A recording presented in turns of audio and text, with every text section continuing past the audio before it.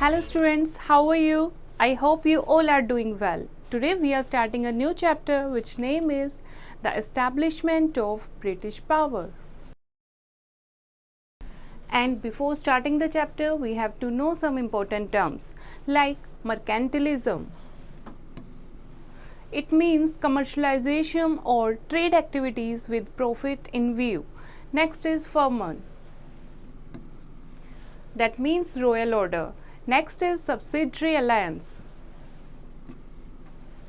The new policy introduced by Wellesley whereby Indian rulers were forced to accept subjugation to the British. Next is dual government. Dual government is a system of administration introduced by Civic in which the Nawab looked after the administration of law and order while the company collected the revenue. Now, what is mercantilism? In simple terms, mercantilism simply means commercialization. This theory firmly believes that the wealth of a country depends upon the amount of precious metals, particularly gold, held by it. Hence, to acquire wealth, every country should export maximum quantity of goods and restrict its imports. This way, its balance of trade would remain favorable and its gold reserve would grow. Okay. Basically mercantilism या mercantilism क्या होता है? That is कमर्शलाइज्म. कमर्शलाइज्म का मतलब है कि कोई भी एक कंट्री उसकी वेल्थ जो है कैसे पता लगता है हमें कि उस कंट्री के पास प्रीसियस मेटल कितना है, यानी कि गोल्ड कितना है. ओके जितना जिस कंट्री के पास गोल्ड होगा, प्रीसियस मेटल्स होंगे, उतनी ही वो कंट्री क्या मानी जाती है? वेल्दी कंट्री मानी जाती है. सो वेल्थ ज़्यादा से ज़्यादा एक्वायर करने के लिए हर एक कंट्री क्या करती है? ज़्यादा से ज़्यादा अपनी चीज़ें एक्सपोर्ट करती है और जिस चीज़ को ज़्यादा एक्सपोर्ट करती है उसका इंपोर्ट जो है वो अलाउड नहीं करती, ताकि ज़्यादा से ज़्यादा मैक्सिमम प्रॉफिट वो कंट्री ले सके. ओके तो this is called mercantilism. Now next topic is trade Wars, the Portuguese in India. The Portuguese were the first to find a new alternative sea route to India. Prince Henry, the navigator of Portugal, patronized navigators and trained seamen on scientific lines. And Bartolome Dias reached the southern tip of Africa known as the Cape of Good Hope in 1487. 10 years later, Vasco da Gama moved past Cape of Good Hope and reached Calicut in India in 1498, where he was cordially received by King Jamorin. He visited India again in 1501 and set up a factory of Kannur. The Portuguese were able to establish their trading centers at Calicut, Cochin and Kannur. The Almindo 1505 to 1509 was the first viceroy of the Portuguese possessions in India. Okay, तो इस तरीके से अलग अलग जो trader थे या फिर जो नेविगेटर थे उन्होंने अलग अलग इंडिया तक पहुंचने के रूट बताए.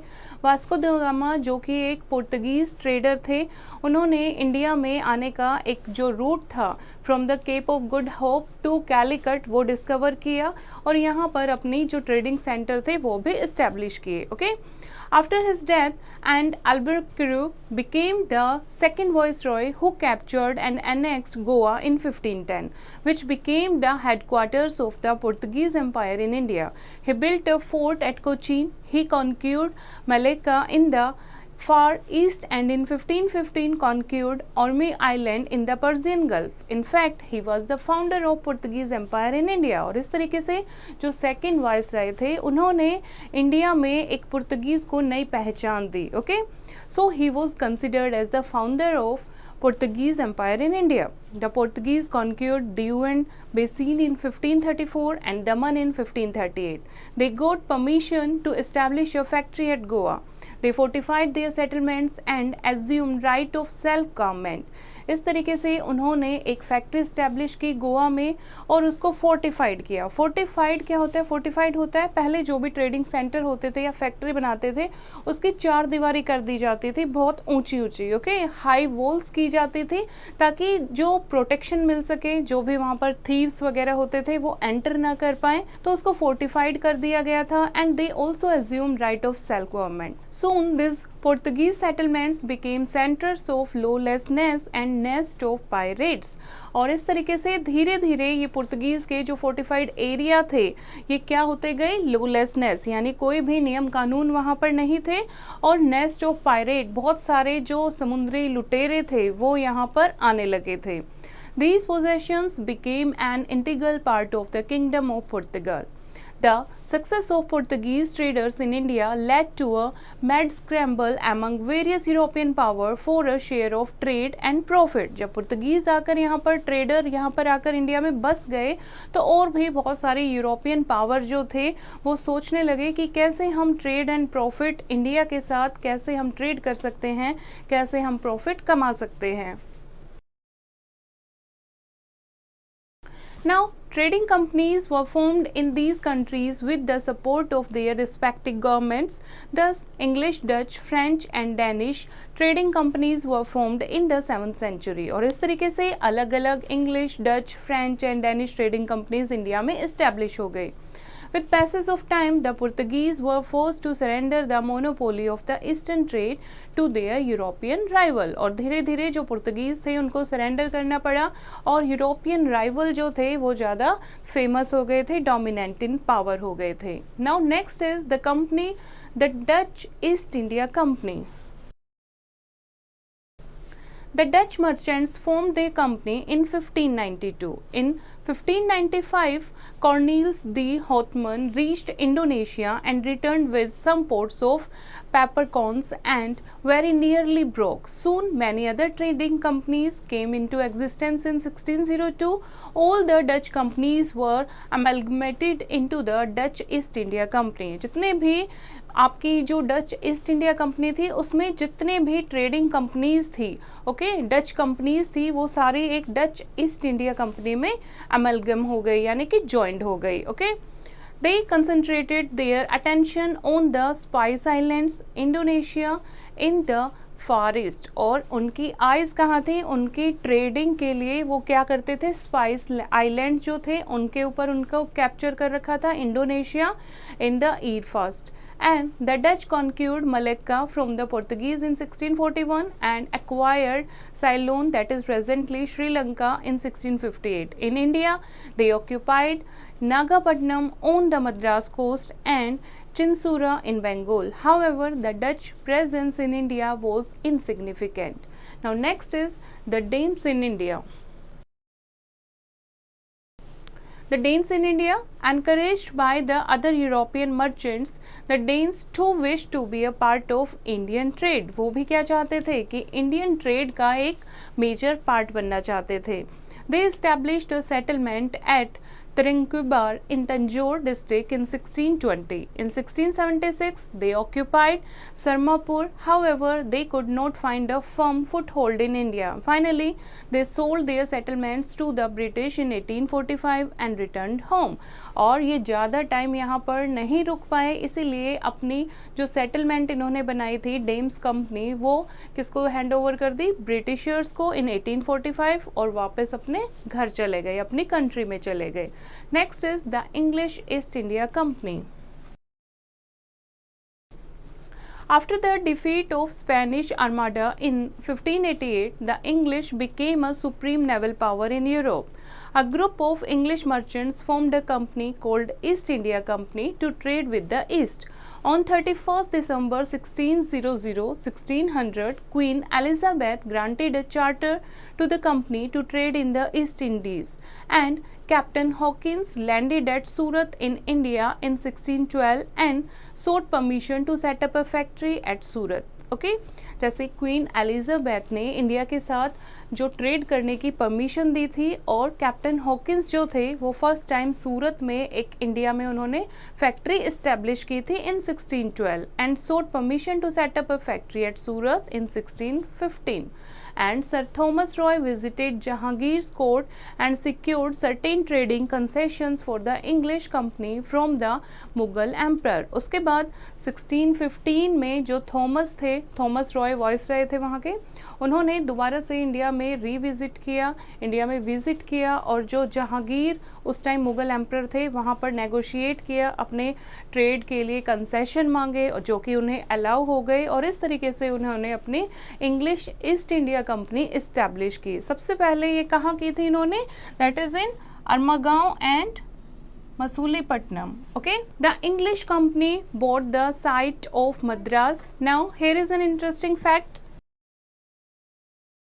which is the factory was not a place of manufacture. Factory किसको माना जाता था? फैक्ट्री से हम समझते हैं कि अ प्लेस ऑफ मैन्युफैक्चर, जहाँ पर चीज़ें बनाई जाती हैं, बट पहले जो फैक्ट्री होती थी वो नाम दिया गया था वेयर हाउस, और we can say godown for goods, an office for maintaining records and residential quarters for the servants of the company. The name factory were given as the officials of the company were called factors. पहले जो officials होते थे जो company में काम करते थे उनको फैक्टर्स कहा जाता था, इसीलिए उस जगह को फैक्ट्री नाम दिया गया. These factories were fortified against the threats by Indians and other trading companies. These often grew into small town. और धीरे धीरे जो ये फैक्ट्रीज थी, जो ये फोर्टिफाइड एरियाज थे, ये छोटे छोटे टाउन्स में ग्रो हो गए. Now the next is the French East India Company. In 1664, the French East India Company was formed. In December 1667, the first French factory was established at Surat by Francis Caron, the Director General of the company. Another factory was set up at Masulipatam in 1672, and Francis Martin was appointed as the Director General, who became one of the real founder of the French company in India. He founded the settlement of Pondicherry under a grant from the ruler of Bijapur. The French also established their settlement at Chandel Nagar, Balasore and Qasim Bazar on the east coast and Mahe on the west coast. In 1739, they established Karikal on the Coromandel coast. The French company had its headquarters in Pondicherry and it had its naval base in the Indian Ocean in the Mauritius and Reunion Islands, which were far away from India. Although the French were the last to arrive India, yet they became the only rival of the English in the region. Okay, जो English थे यानी कि Britishers जो थे उनके सामने जो French थे वही एक रियल राइवल थे, बाकी तो छोटी छोटी कंपनीज थी और जो फ्रेंच पीपल थे दे वर द लास्ट जो इंडिया में ट्रेड करने आए थे. Their intense rivalry resulted in the 3 Carnatic wars in India. और जो भी उनकी राइवलरी थी, जो आपस में जो भी ब्रिटिशर्स के साथ उनका झगड़ा था, वो कर्नाटिक वॉर जो हुई थी 3, उसमें दिखाया गया है, बताया गया है. Now next is the founding of the British rule in India. Okay, अभी हमने बात की जो फ्रेंच थी और ब्रिटिश कंपनी थी, यही आपस में राइवल थे. तो इनमें से कौन सुप्रीम पावर बन के निकलता है, ये कैसे फैसला होता है? By the Carnatic Wars. Okay, the British journey toward the pinnacle of power in India began from the south. In the first Carnatic War, that is 1746 to 1748, Dupleix got his first victory against Nawab Anwar al-Uddin of Arcot. From the military point of view, it was a small battle, but its historical significance was profound. Okay, अगर हम देखें military point of view से तो Carnatic war जो थी first, वो बहुत छोटी सी वॉर थी, लेकिन इसके हिस्टोरिकल सिग्निफिकेंस, हिस्टोरिकल जो रिजल्ट था वो बहुत ज़्यादा होने वाला था. In 1748, after the death of Nizam of Hyderabad, a war of succession erupted among his son. 1748 में जब निज़ाम ऑफ हैदराबाद की डेथ हो जाती है, उसके बाद कौन न्यू किंग बनेगा, सक्सेसर के लिए उनके बेटों की आपस में वॉर हो जाती है, झगड़ा हो जाता है. A similar contest also ensued between the sons of the Nawab of Arcot, और same situation Nawab of Arcot के साथ भी हो रही थी. In both the contest the French and the British sided with opposing claimants. In the first round of the conflict, which came to be known as the Second Carnatic War, that is from 1749 to 1754, the French under the leadership of Dupleix, the French governor of Pondicherry, succeed in placing their candidate on the throne of Hyderabad and Arcot. अब दोनों तरफ से उनके जो बेटे थे, जो next hereditary king बनने वाले थे, उनका आपस में झगड़ा चल रहा था।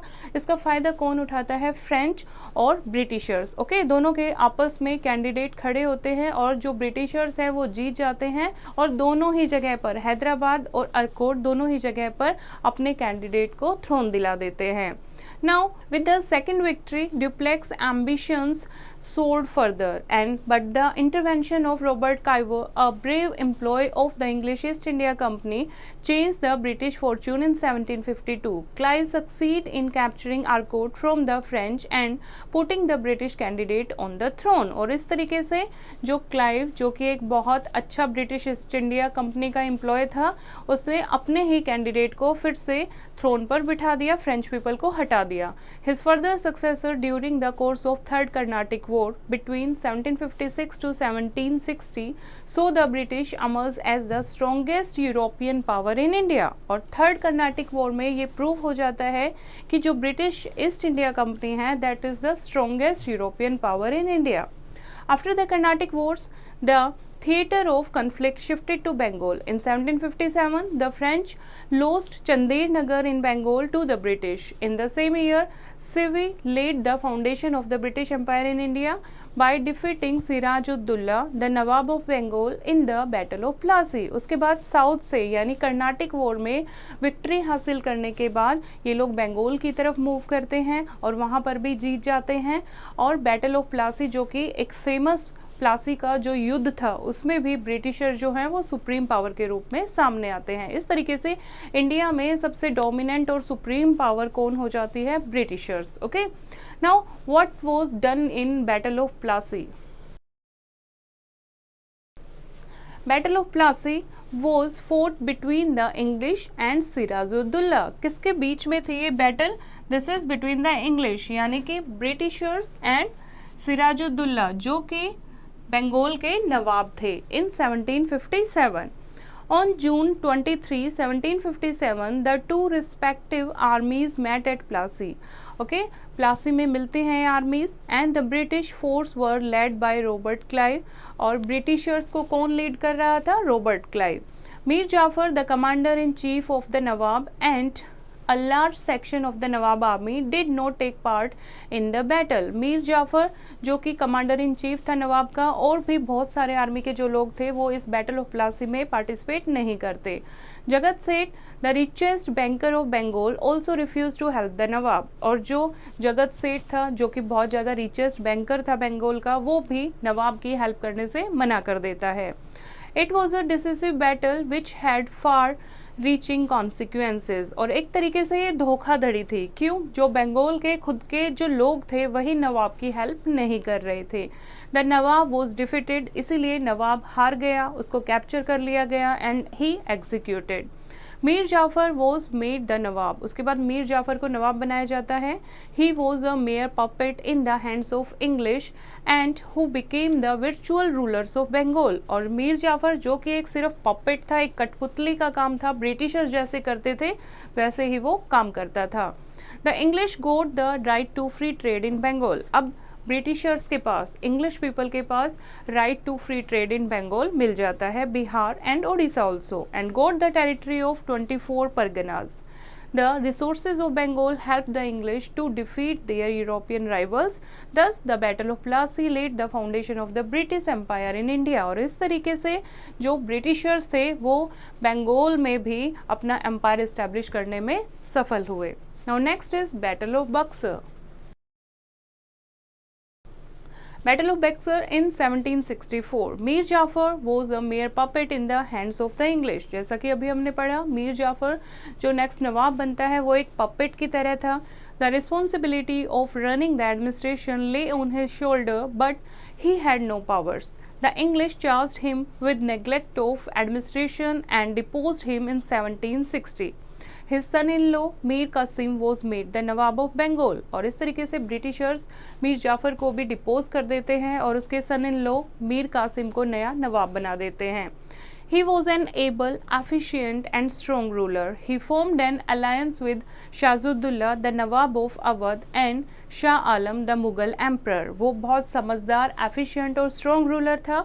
उसने एक अलायंस बनाया. अलायंस क्या होता है बच्चे? समझौता, एक एग्रीमेंट. ओके, शाहजुद्दौला जो कि अवध के नवाब थे और शाह आलम जो कि एक मुगल एम्पर थे, उनके साथ एक अलायंस बनाया. The battle of Buxar was fought between the English and the combined forces of Mir Kasim. और ये जो बैटल ऑफ बक्सर है ये किस किस के बीच में हुआ था? ब्रिटिशर्स यानी कि English and the Mir Qasim forces. Okay, Shah Alam and Shujauddaula, the combined armies of the three clashed with the English at Buxar on October 22, 1764, where they was badly defeated. अब तीन लोग जिनके साथ अलायंस बना था, मीर कासिम, शाह आलम एंड शाहजुद्दौला, ये एक तरफ थे और इंग्लिश लोग एक तरफ थे. तो ये तीनों क्या होते हैं? डिफीट हो जाते हैं, हार जाते हैं. Historians have attached great importance to the Battle of Buxar. It was not merely the Nawab of Bengal who was defeated in this battle, but also the Mughal Emperor of India.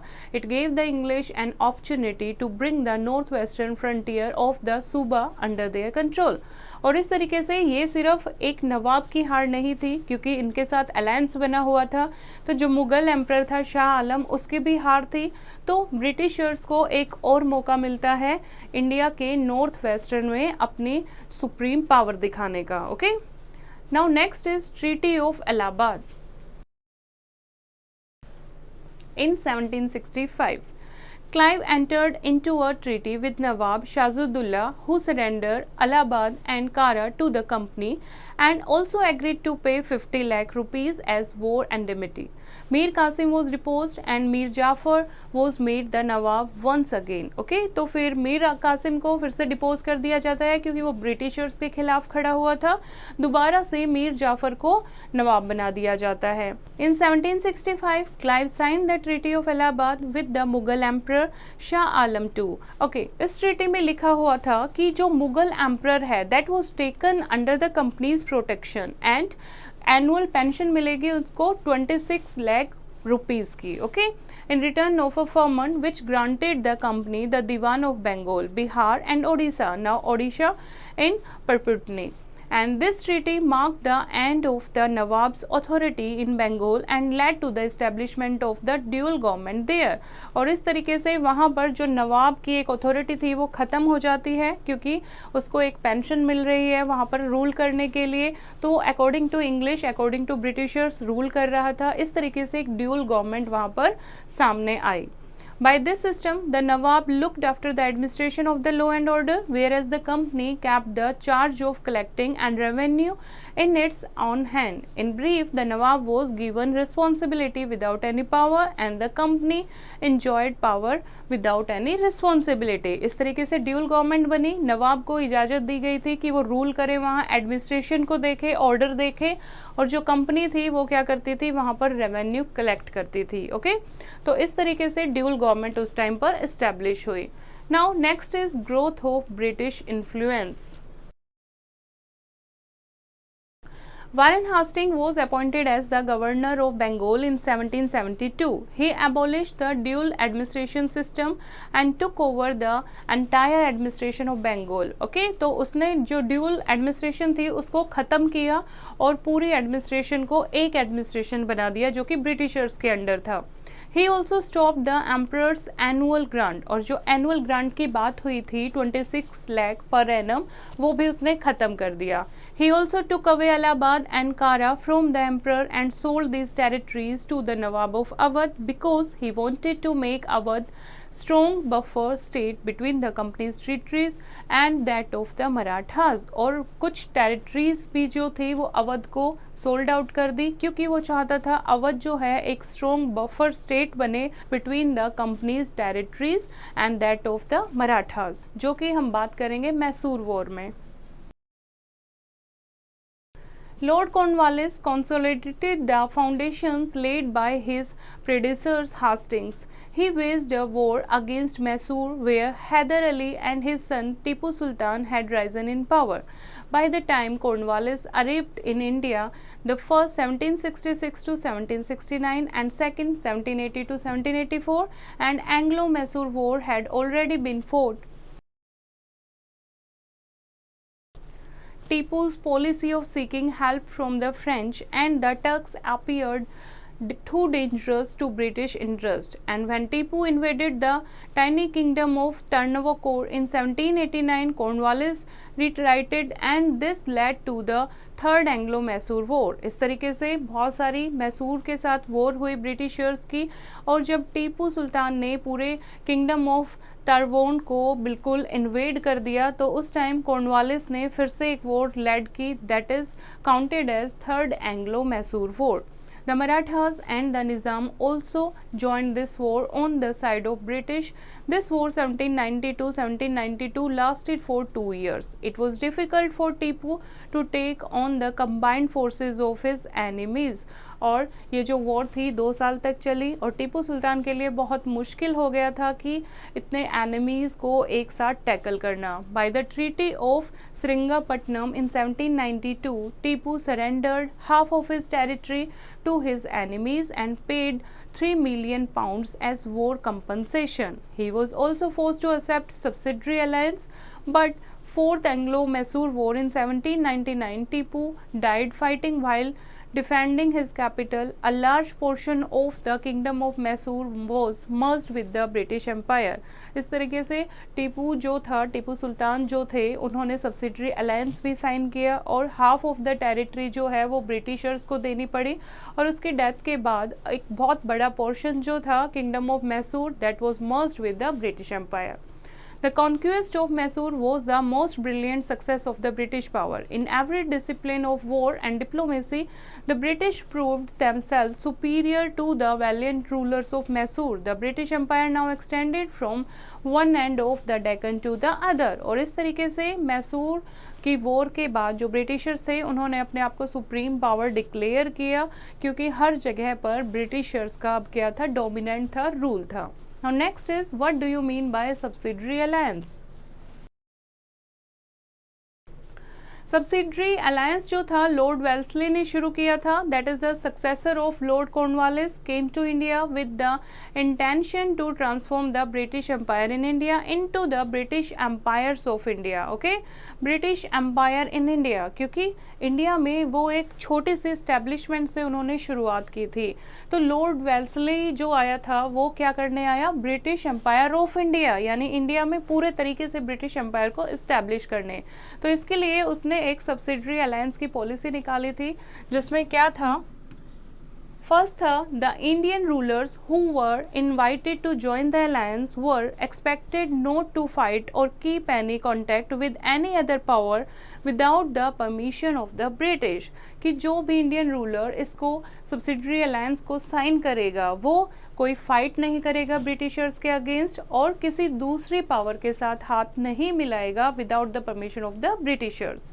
Next is, to maintain internal peace and order in a subsidiary state, the British would station an army under the control of the British general. तो जितनी भी subsidiary alliance की state थी वहाँ पर शांति बनी रहे, इसीलिए आर्मी ने कुछ ऐसे ऑफिसर्स छोड़ रखे थे जो कि वहाँ की स्टेट को कंट्रोल करेंगे। Third is, the Indian state would either surrender a portion of its territory to the company or would pay an annual amount. और सब्सिडरी अलायंस में आने के बाद या तो कुछ पोर्शन वो ब्रिटिशर्स को सरेंडर करेंगे या फिर कुछ एनुअल अमाउंट जो है वो ब्रिटिशर्स को पे करेंगे। In return the company would protect the subsidiary state against external इन्वेशन, और उसके बदले कंपनी क्या करेगी, वो उनको प्रोटेक्ट करेगी ताकि कोई आउटसाइडर उनके ऊपर फोर्ट ना करे, वॉर उनके साथ ना करे। Okay, now next is Anglo Maratha Wars. It took the British 43 years, that is from 1775 to 1818, to subjugate the Marathas. After their defeat in the Third Battle of Panipat in 1761, the Marathas had started rising again under the leadership of Madhavrao I and Madhaji Sikindia. Maratha chiefs were striving to become independent, but they lacked unity and Peshwa was powerless. Okay, जो मराठास जो थे वो बहुत ज़्यादा powerful थे. Okay, लेकिन फिर भी जो उनके आपस में यूनिटी नहीं थी और जो पेशवा थे वो पावरलेस फील कर रहे थे, इसी कारण जो ब्रिटिशर्स थे वो जीत पाए. After the death of Madhavrao I, the fourth Peshwa in 1772, a civil war ensued for succession to the throne. उसके बाद Raghunath Rao signed a treaty with the company's governor, while Nana Paharnavez signed the Governor General Hastings. Finally, Madhavrao II was accepted the Peshwa under the Treaty of Salbai, that is 1782. In return, he had to cede Salsette Islands to the British. After the death of Nana Paharnavez in 1800, the Peshwa's power declined and the Maratha chiefs started to become dominant. उसके बाद उसकी death के बाद जो थी जो Maratha power है वो डिक्लाइन हो जाती है और जो मराठा चीफ थे they started to become dominant and the combined forces of Sikindia and Bazirao II were defeated by the Holkars and the Peshwa was reinstated on the throne of Pune by the Treaty of Bassein. The treaty of brought Marathas under total subjugation of the British. अब इस तरीके से जो पूरी जितनी भी state थी वो एक तरीके से कहाँ पर आ गई थी, ब्रिटिशर्स के under. Lord Wellesley now plan to subjugate the Maratha chiefs Galkwad and accepted subsidiary alliance of the British, while Bhonsle and Sikindia were defeated in 1805 and had to accept subsidiary alliance. Orissa and the treaties between the Ganga and the Yamuna were taken over by the British. और इस तरीके से सब लोगों को क्या करना पड़ा, जो सब्सिडरी अलायंस जो लॉर्ड वेल्सले की नई पॉलिसी आई थी उसको एक्सेप्ट करना पड़ा. These victories made the British more powerful. और इन विक्ट्रीज से जब मराठा ने भी सरेंडर कर दिया, सब्सिडरी अलायंस जो थी वो साइन कर दी हैं, तो ब्रिटिशर्स जो थे वो मोर पावरफुल सामने आए. And the Rajput princes also entered into various treaties with the British out of fear. Wellesley victory over the Marathas in 1803 made the British supreme power in India. और इस तरीके से जो ब्रिटिशर्स थे 1803 में सुप्रीम पावर बन चुके थे. The primary cause behind the Third Anglo-Maratha War was the dissatisfaction of the Peshwa Bajirao II with his subordinate position. और इसका कारण क्या था? इसका कारण था जो उस टाइम पेशवा बाजीराव II थे वो सेटिस्फाई नहीं थे, अपने जो सबऑर्डिनेट पोजीशन पर जो लोग थे उनके काम से सेटिस्फाई नहीं थे. He therefore tried to unite other Maratha chiefs to fight against the British and the Galkwad of Baroda was however not in favor. और इस तरीके से उन्होंने जो दूसरे मराठा चीफ थे उनके साथ मिलकर ब्रिटिशर्स के खिलाफ एक फोर्स बनाने की सोची, लेकिन उसमें भी वो सक्सेसफुल नहीं हो पाए और इस कारण बहुत सारी वॉर फाइट हुई और जो मराठास थे वो बहुत ज़्यादा डिफीट हार जाते हैं. ओके, और मराठा किंगडम जो था, पेशवा जो थे उनको एबोलिश कर दिया जाता है और उसका पूरा सरचार्ज कौन ले लेता है मराठा किंगडम का? ब्रिटिशर्स ले लेते हैं. इस तरीके से जो ब्रिटिशर्स हैं वो मराठा के ऊपर भी अपनी सुप्रीम पावर को डिक्लेयर कर देते हैं. Now next is causes of downfall of the Marathas. अब मराठा इतने सुप्रीम पावर थे लेकिन वो भी क्यों हार गए ब्रिटिशर्स के सामने, क्या कारण थे? The Maratha were brave and fearless people who had a strong army and a vast empire. Yet they could not succeed against the British for some obvious reason. उसके बावजूद वो सक्सेसफुल नहीं हो पाए. क्यों? They lacked organization and unity. उनके पास जो थी यूनिटी की कमी थी और उसके अलावा ऑर्गेनाइजेशन जो थी वो भी कम थी. ओके, उसके अलावा their chiefs were jealous of each other. जो चीफ्स थे, यूनिटी क्यों नहीं थी? क्योंकि जो चीफ्स थे वो आपस में ही एक दूसरे से जेलस फील करते रहते थे. They did not care for financial administration. They were masters of guerrilla warfare but inept in pitched battles. Okay, guerrilla warfare के मास्टर्स थे लेकिन फिर भी बैटल्स में हार गए. They lacked geographical knowledge, tact and diplomacy. They did not care to train the army and neglect military organization, artillery and navy. Okay, इतने ज़्यादा उनको जियोग्राफिकल नॉलेज नहीं थी, टैक्ट नहीं आता था, अपने ही आर्मी को ट्रेन नहीं कर पा रहे थे, उनको नेग्लेक्ट करते थे, and most of their leaders had died in the early 19th century, और जो भी डोमिनेंट लीडर थे वो 19th सेंचुरी में ही उनकी डेथ हो चुकी थी. They had a narrow outlook and lacked national feelings and did not care for their subjects. National feeling नहीं थी, वो सिर्फ अपने मराठा किंगडम को ही पावरफुल बनाना चाहते थे, उनके अंदर नेशनल फीलिंग्स नहीं थी. They were engaged in fulfilling personal motives, hence they were extremely unpopular ruler. इसलिए वो unpopular ruler थे और यही कारण था कि वो ब्रिटिशर्स से हार गए. Next is Anglo-Napoleon War. Okay, Anglo-Nepalese War, that is, the Gorkhas of Nepal wanted to extend their territory to the North Indian plains, which directly affected the British interest in the region. Gorkhas जो थे नेपाल के, वो अपनी territory को expand करना चाहते थे north Indian plains की तरफ, जो कि डायरेक्टली ब्रिटिशर्स को इन्फ्लुएंस कर रहा था. Therefore the Anglo-Nepalese War, इसीलिए दोनों के बीच में एक वॉर होती है. Okay, the Britishers suffered some reverses but finally the Gorkhas leader Amar Singh was defeated. और ब्रिटिशर्स जो थे वो जो गोरखा लीडर थे यानी गोरखा किंगडम था उसको हरा देते हैं. And by the treaty of Sagauli in 1816 the Gorkhas surrender Garhwal and Kumaon to the British. और इस तरीके से जो गोरखास थे वो गढ़वाल और कुमाऊं डिस्ट्रिक्ट जो है वो ब्रिटिशर्स को सरेंडर कर देते हैं हार के बाद. In the east the Gorkhas left Sikkim also which became a British protectorate and they also accepted a British resident in Kathmandu. इस तरीके से बहुत सारी जो डोमिनेंट जो पॉपुलर डिस्ट्रिक्ट थी वो ब्रिटिशर्स को हैंड ओवर कर देते हैं. Next is annexation of Sindh.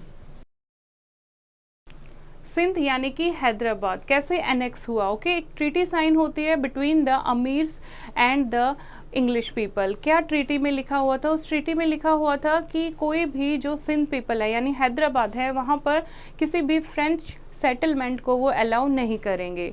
During the Afghan war Sindh became the base of operations. Sir Charles Napier tried to impose fresh treaties of the amirs of Sindh which annoyed them but they were defeated in 1843.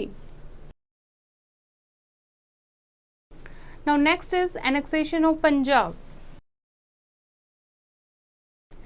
The conquest of Punjab was necessary for the British to extend the frontiers of their empire in the northwest. Punjab को हराना बहुत ज़रूरी था यानी पंजाब को annex करना Britishers के लिए बहुत ज़रूरी था क्योंकि वो अपना नॉर्थ वेस्ट की तरफ अपना एरिया अपना डोमिनेंट बढ़ाना चाहते थे.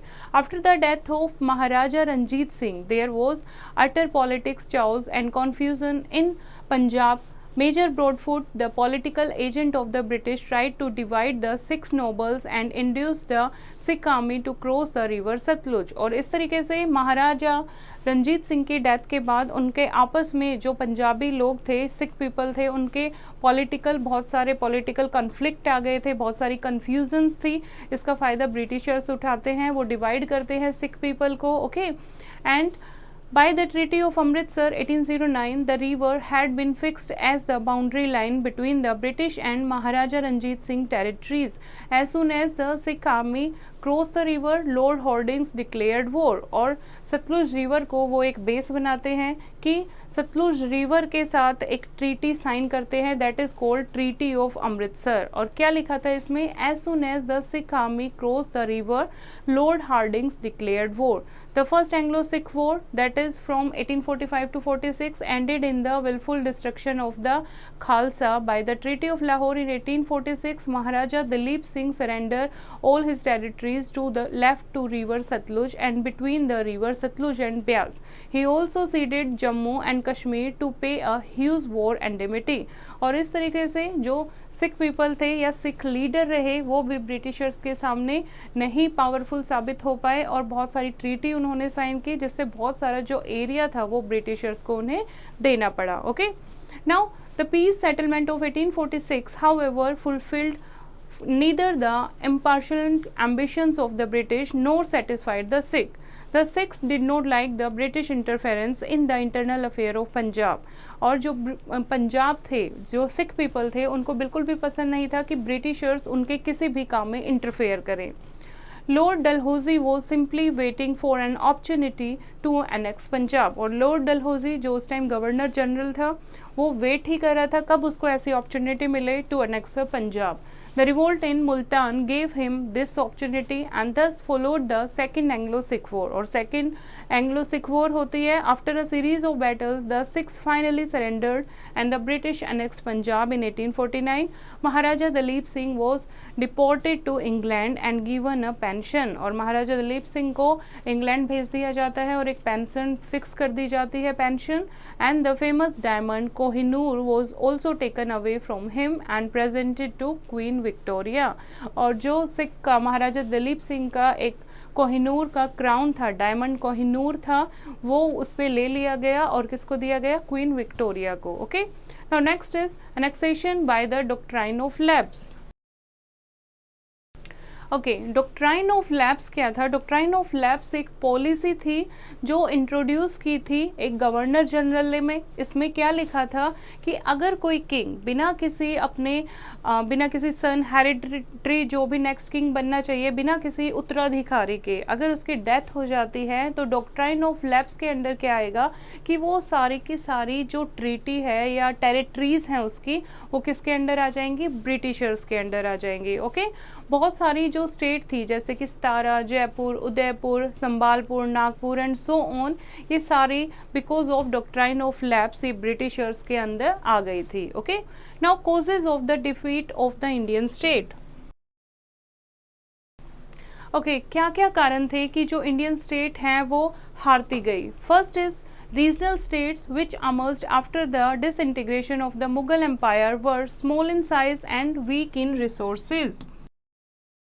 जो स्टेट थी वो बहुत छोटी साइज में थी और डिसइंटीग्रेटेड थी, यूनिटी नहीं थी और उनके पास इतने रिसोर्सेज भी नहीं थे। Second is these states were engaged in constant fighting with each other. They were not united to fight against the British. Britishers के खिलाफ जो थे वो फाइट नहीं कर पा रहे थे क्योंकि यूनिटी की बहुत ज़्यादा कमी थी।